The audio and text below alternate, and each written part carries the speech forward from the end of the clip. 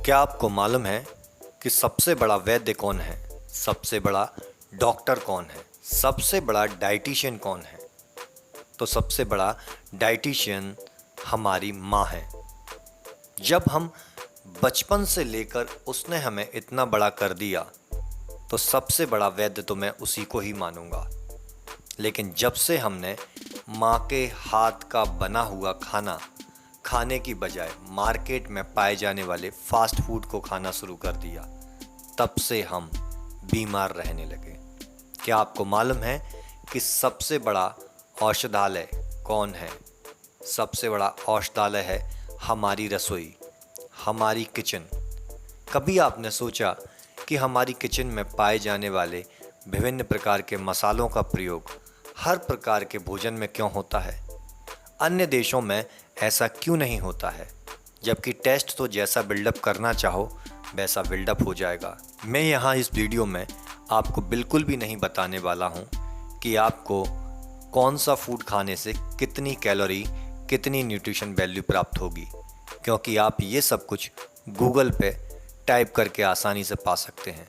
लेकिन इस वीडियो में मैं आपको कुछ ऐसे रूल्स बताऊंगा जो डेफिनेटली आपकी हेल्थ को पहले से बेटर करेंगे। आयुर्वेद में कहा जाता है कालम भोजनम आरोग्य कारणम। ऐसा क्यों कहा गया है कि समय पर किया हुआ भोजन हमेशा आरोग्यदायी होता है? क्योंकि हमारे शरीर में समय समय पर भिन्न प्रकार की प्रोसेस होती हैं। 10 बजे से लेकर 2 बजे के बीच में दिन में हमारे शरीर में पित्त दोष का वृद्धि होती है, जो कि हमारे डाइजेशन के लिए बेटर होता है। हमें 6 प्रकार के रसों का प्रयोग ज़रूर करना चाहिए, जिसमें मधुर, अम्ल, लवण, कटु, तिक्त, कषाय। इस प्रकार से आयुर्वेद में 6 रसों का वर्णन किया गया है। ये 6 रसों का वर्णन क्यों किया गया है और क्यों खाना चाहिए, मॉडर्न तरीके से थोड़ा जान लेते हैं। क्योंकि इन 6 प्रकार के रसों का प्रयोग करने से आपको विटामिन्स, आपको मिनरल्स, आपको कार्बोहाइड्रेट, आपको फैट, आपको प्रोटीन, ये सारी ज़रूरी पोषक तत्व आपको भोजन में मिल जाते हैं। लेकिन हम आज अपनी जीभ का स्वाद मेंटेन करने के लिए तरह तरह के एक्सपेरिमेंट कर रहे हैं। जो भोजन को बनाने की एक पद्धति है, उस भोजन को उस पद्धति से बना ही नहीं रहे हैं।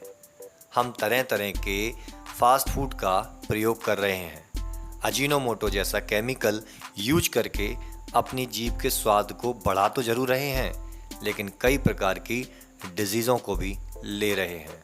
भोजन को 2 प्रकार से हम ग्रहण करते हैं। नंबर 1 शारीरिक भोजन के रूप में, नंबर 2 मानसिक भोजन के रूप में। शारीरिक भोजन यदि हम संतुलित मात्रा में नहीं करते हैं तो हमारे शरीर को कई व्याधियां, कई कष्टों से होकर गुजरना पड़ता है।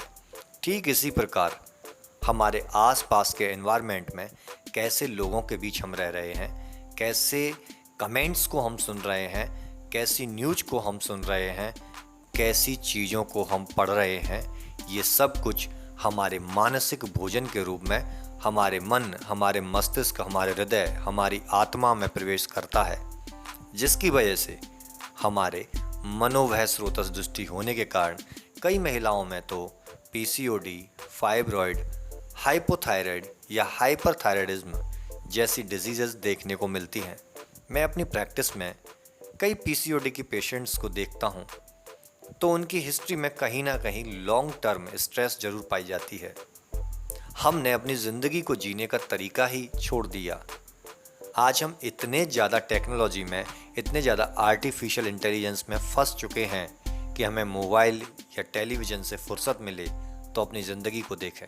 आप शारीरिक भोजन को कितना करें जितने कि आपकी पाचक अग्नि खराब ना हो, आपका भोजन अच्छे से पचे, बस इस बात का विशेषकर ध्यान रखना है।